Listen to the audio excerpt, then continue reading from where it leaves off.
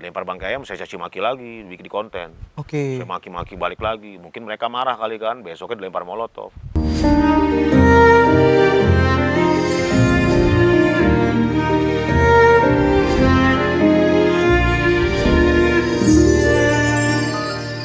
Kalau ngomongin soal Bang Doni yang suka aktif vokal lah kayak gitu di sosial media Bang.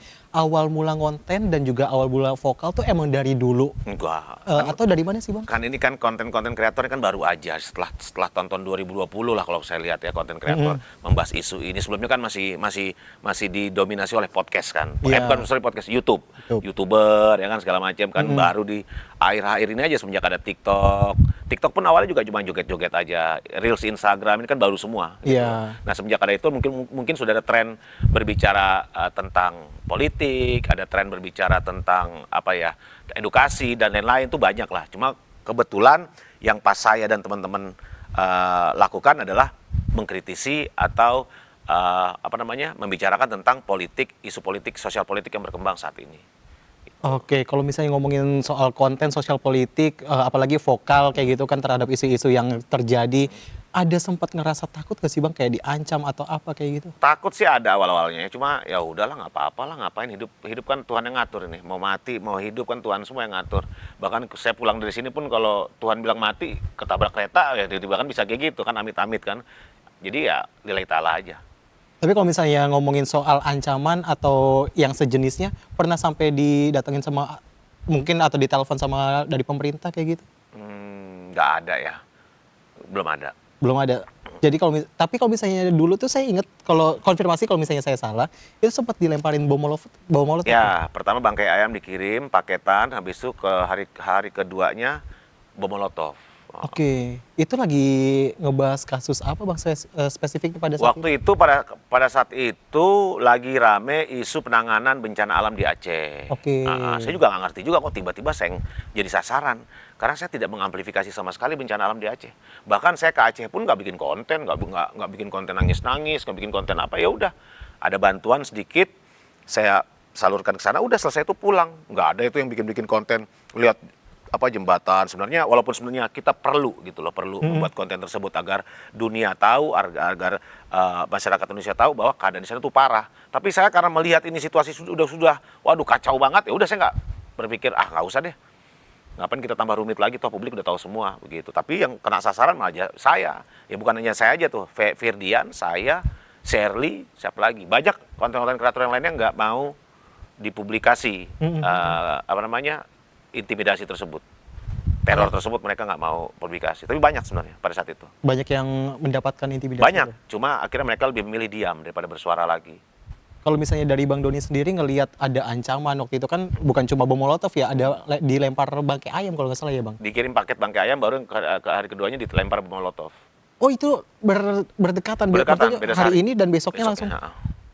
Itu menandakan apa Bang kalau misalnya dari Bang Pertama Doni dilempar bangkai ayam, saya caci maki lagi, bikin di konten. Oke. Saya maki-maki balik lagi, mungkin mereka marah kali kan, besoknya dilempar molotov. Oke. Gitu. Kalau misalnya dari Bang Doni kan udah berkeluarga ya Bang ya, itu ada komentar dari istri seperti apa itu? Ya istri pasti pasti terkejut ya, kaget juga dengan kondisi seperti ini, dan ya sempat emosi juga, marah. Cuma waktu istri bilang nih kalau stop ya kalau stop terlihat seperti udah takut si Doni. Akhirnya istri bilang udah lanjut aja, terserah kata dia. Oke, dikasih kebebasan berarti. Ya terserah kata dia. Padahal posisinya pada saat itu istri saya juga masih hamil 7 bulan waktu itu. Oke. Hamil 7 bulan. Cuma semenjak itu akhirnya saya ungsikan ke daerah lain. Oke. Oh berarti kalau sekarang ini posisinya berarti di rumah sendiri atau karena kan tadi diungsikan sampai sekarang dulu. Oh dulu. Kalau sekarang udah enggak. Balik lagi. Oke. Rumah saya cuma satu. Kecuali rumah saya banyak. Kayak Jampitsus kan ada di Sentul baru pindah, nggak ada. Ya kan saya mengkonfirmasi juga gitu kan Bang. Nah ngomongin juga soal Bang Doni juga yang speak up kayak gitu. Dulunya kan pernah bisa dibilang nyalek kayak gitu ya Bang? Iya 2019. 2019. Sekarang masih aktif sebagai anggota parpol kan? Saya bukan pengurus partai. Tapi anggota parpolnya? Oh iya, karena kan pada saat nyalek kita harus ikut serta keanggotaan partai. Semua partai begitu. Oke.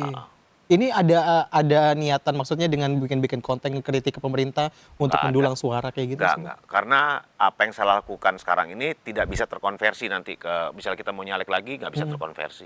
Beda, Mas. Bahkan banyak seperti kayak siapa ya artis yang followersnya banyak, kayak Mbak Krisdayanti, akhirnya di periode kedua, dia tidak bisa terpilih lagi, karena emang suara di sosial media itu nggak bisa terkonversi di bawah, Mas. Oke. Kalau kita nyalek itu susah, nggak bisa. Nggak, Oke. nggak, nggak, nggak linear gitu loh. Maksudnya kalau followers lo banyak, orang otomatis pasti pilih lo, nggak juga. Karena kan followers kita kan beda-beda, Mas. Nggak semua fokus di Jakarta. Misal apalagi kalau saya misalnya nyalek di luar Jakarta, lebih susah lagi, nggak ada yang kenal juga. Kalau kemarin itu maju dari Dapil Aceh saya. Dapil Aceh. Aceh, ya. Oke. Tapi berarti kalau misalnya sekarang mengkritik nggak ada tujuan untuk nyalek lagi di 2029 nanti, Bang? Nggak. Nggak, kenapa, Bang? Ya belum tahu juga, nggak tahu. Kalau sampai sekarang sih nggak kayaknya. Tapi ada yang mulai nyolek-nyolekin dari partai politik mungkin? Nggak. Belum ada. Nggak ada sama sekali? Nggak ada. Oke. Malah saya berpikir lebih bagus di luar aja menurut saya. Kenapa, Bang? Lebih objektif kita ketika kita mengkritisi, ketika kita mengapresiasi, orang lebih melihat kita, oh ini orangnya objektif gitu loh.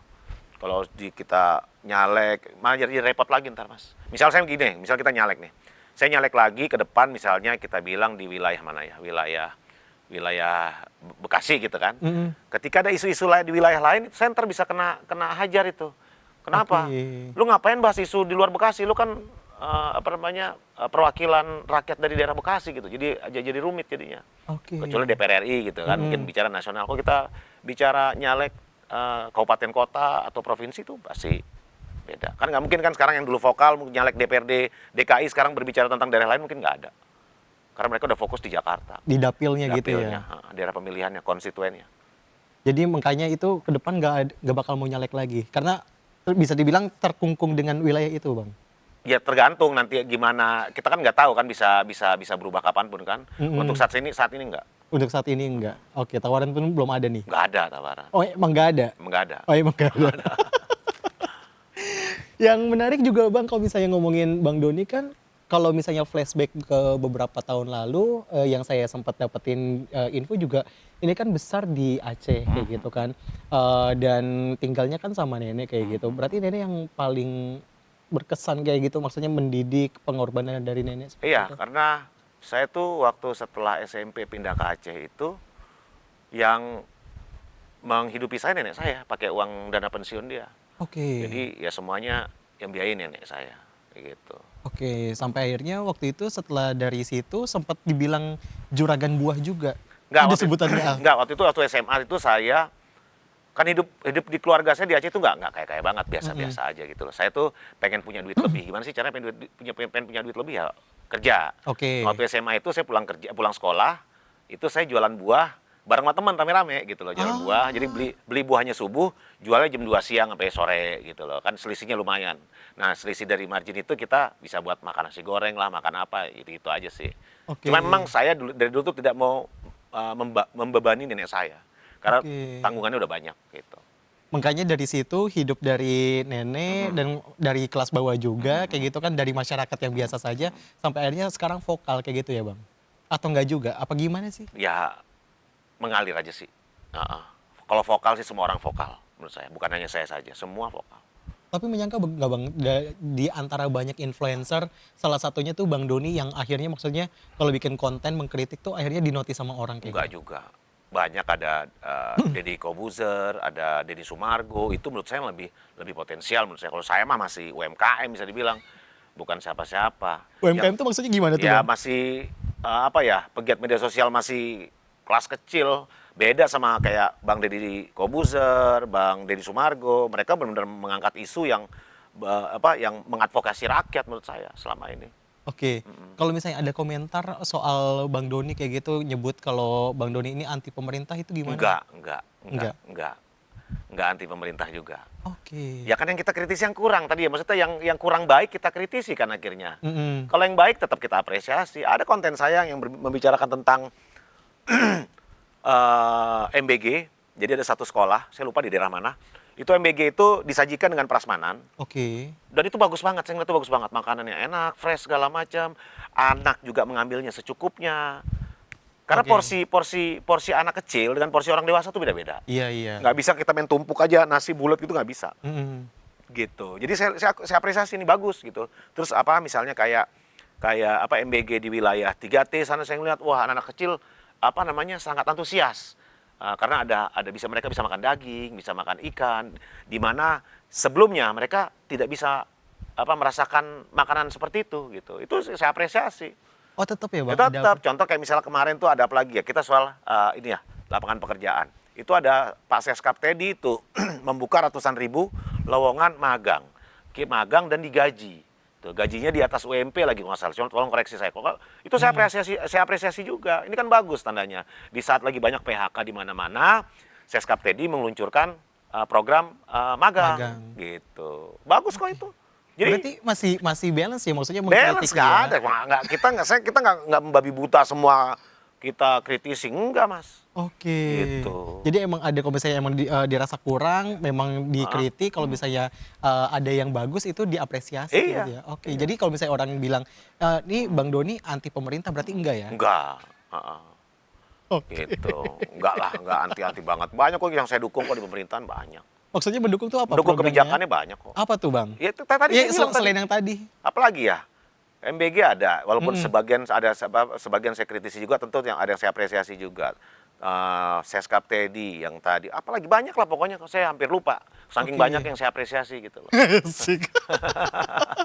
Walaupun kalau misalnya sekarang lebih banyak kritikannya ya, Bang ya? Lah, karena bukan hanya saya saja yang kritisi, yang mengkritisi isu tersebut. Mungkin Mas juga nggak senang juga ngelihat apa penanganan kasus korupsi di Kejaksaan Agung ini. Semua mengkritisi, semua bersuara. Bukan hanya konten kreator, rakyat yang punya media sosial pasti komentar, pasti bikin postingan sendiri. Sama kok semuanya. Cuma bedanya mereka punya power yang Bang Doni punya power, kalau misalnya mereka maksudnya followersnya nggak seberapa juga. Nggak gitu. gini Mas, sekarang Gimana? algoritma di sosial media itu unik. Nggak perlu kita punya followers jutaan, nggak perlu kita punya followers ratusan ribu, punya followers 1.000, asal kontennya menarik, pasti viral kok. Banyak kok followers 1.000, 2.000 itu kontennya jutaan yang nonton, banyak.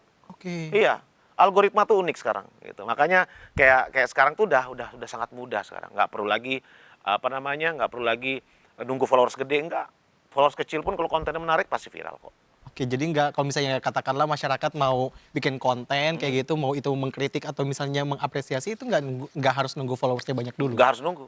Oke. Gitu. Jadi misal kita bikin konten mengapresiasi pemerintah, nggak semua orang juga benci dengan pemerintah. Nggak semua orang juga suka dengan pemerintah. Jadi imbang semuanya gitu. Oke. Heeh. Karena banyak ya, ada juga itu Bang kalau misalnya ngelihat komen-komennya juga kadang-kadang kayak oh ini DJ Doni berarti anti pemerintah nih karena lebih banyak mengkritiknya kayak gitu. Enggak juga ya. Kalau banyak mengkritiknya, ya emang pemerintahan saat ini memang harus banyak dikritik. Gitu lah, banyak yang nggak benernya. Apalagi isu yang lagi berkembang saat ini. Contohnya apa? Koperasi desa Merah Putih. Bangunnya di tengah-tengah hutan. Ada yang di atas gunung. Ada yang di depan kuburan. Coba pantas nggak kayak gitu? Oke. Enggak, Mas, saya Iya. coba tanya Mas secara objektif. Menurut Mas gimana? Aneh. Aneh nggak? Iya. Mas gatel nggak buat komentar atau Iya. bikin postingan? Gatel kan? Ya sama, publik juga gitu, sama. Nggak, kita kan maunya juga nggak mengkritisi pemerintah, kita maunya puji-puji pemerintah terus. Mhm. Tapi apa yang dilakukan pemerintah saat ini justru malah membuat publik itu bertanya-tanya. Ada lagi pelatihan manajer koperasi desa Merah Putih jadi tentaraan gitu loh. Urgensinya apa? Kita mau perang, memang jualan sama siapa? Kan Di beda tengah hutan kan katanya, beda kan Bang. pendekatan dengan Alfamart atau Indomaret yang melakukan pelatihan karyawannya itu untuk pelatihan bisnis, pelatihan kepemimpinan gitu. Ini masuk dalam paret, dalam got gitu, pegang senjata buat apaan? Gitu. Jadi semua baik MBG, baik apapun yang keracunan, masa kita diam sih ada Iya. anak siswa keracunan? Pasti bersuara. Pasti bersuara.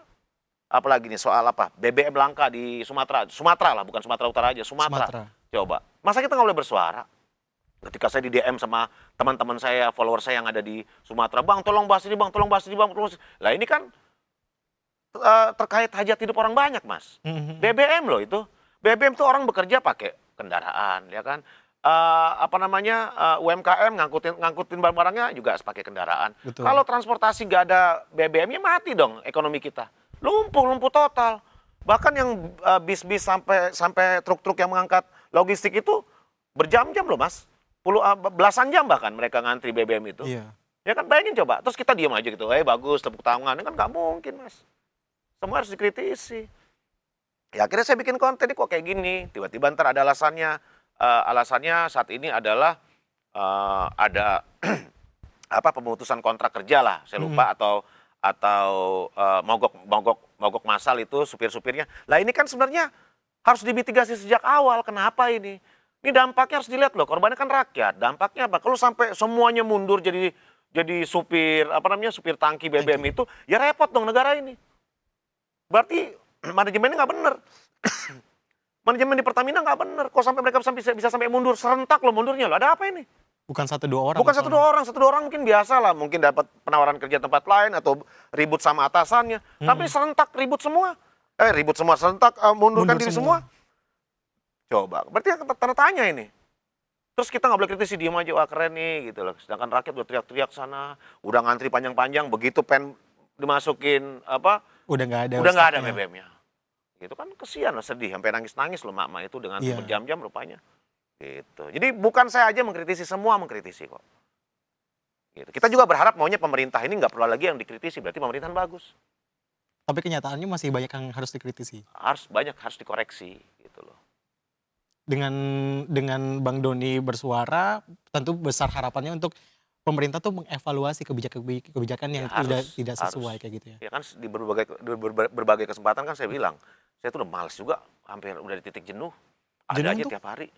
Oh, untuk untuk Konten, ini. iya, Oke. pengen bikin konten joget-joget aja gini-gini, ya kan gini-gini gitu ya. Pengen gitu loh, dapat endorsan, skincare gitu, nggak ada, jadi pusing juga kita. Bahkan followers kita ini nggak bisa dimonetize. Orang ngomongin politik mulu, siapa yang mau Mm. pasang endorse kita? Nggak ada. Gitu. Kalau orang-orang kan followers 100.000 sudah monetize tuh, udah dapat duit, cuan. udah cuan. Saya boro-boro cuan, nggak ada cuan. Yang ada caci maki, DM saya tuh banyak mas. Anjing lu, monyet lu, setan lu, apa lu, banyak. Oh, oke. Iya, nggak semua suka juga sama saya, banyak juga yang benci. Tapi nanggepinnya tetap jalan terus tuh, Oh, saya tanggepin mas, nggak dipikirin, biarin aja. nggak ada ini. Heeh. Oke. Nggak ngapain, biarin aja. Banyak mas, yang caci maki di kolom komentar juga ada juga. Tapi nggak dihiraukan, biarin aja tetap Biarin jalan. aja kan, semua kan kita negara demokrasi, semua orang punya pandangan masing-masing. Jadi kalau pandangan berbeda, biarin aja. Mungkin menurut mas di sini angka 6, menurut saya angka 9 gimana? Oke. Mas ngeliat angka 6 di sini. Saya ngeliat di sini kan angka 9. Beda-beda, ya terserah mereka. Yang namanya komunikasi itu kan perspektif, Mas. Beda-beda. Kita ngomongin apa, itu belum tentu juga. Mungkin dia punya data lain yang mengatakan data saya salah. Ya silakan, nggak ada masalah. Gitu. Luar biasa memang kalau misalnya saya ngeliat konten-kontennya Bang Doni, soalnya emang fokus ada di posisi yang benar-benar rakyat kayak gitu loh, untuk bersuara, untuk untuk vokal juga seperti itu. Memang luar biasa gitu ya Bang. Harapannya apa kalau misalnya sekarang mungkin dari ada pemerintah kayak gitu nonton? Harapannya ya harus lebih baik lagi lah. Apapun dari segala macam sektor. Baik itu di pendidikan, ya kan? Baik itu di migas gitu, jangan sampai ada lagi BBM Langka. langka, ya kan dampaknya kemana-mana mas. Harga-harga nanti naik Iya, gitu kan. pendidikan juga sama. Kita bicara sekolah negeri, tiba-tiba ada uang pangkal sekolah, uang ini segala macam itu kan harus kita kawal bersama itu kebijakan pemerintah. Itu termasuk juga duit APBN yang dialokasikan untuk Kopdes, untuk MBG, ya itu kan duit kita juga. Kita bayar pajak loh. Pajak kita digunakan untuk sesuatu program yang sebenarnya bermanfaat untuk rakyat, tapi kan mekanisme di bawah kan akhirnya berantakan gitu loh. Yang dikorupsi lah, yang apalah. Nah itu harus kita kritisi. Kalau nggak pemerintah juga nggak dengar. Sekarang kan no viral no justice. Iya, kalau belum viral belum diomongin sama pemerintah pusat. Jadi harus viral dulu. Ya alhamdulillah sekarang algoritma media sosial tuh membantu sesuatu hal yang harus dikoreksi gitu. Apapun dalam segala macam bidang pasti. Harapan kita bersama Bang, Semua. semoga pemerintah mendengar aspirasi masyarakat seperti itu. Iya. Apa yang kurang-kurang semoga segera dibenahi, dievaluasi. Betul. Bang Doni, terima kasih. Terima kasih Haji Sam. Amin. Itu tadi perbincangan kita dengan DJ Doni selaku konten kreator yang fokus dan juga aktif bersuara di sosial media tentang isu-isu yang terkini. Terima kasih sudah nonton. Sampai jumpa.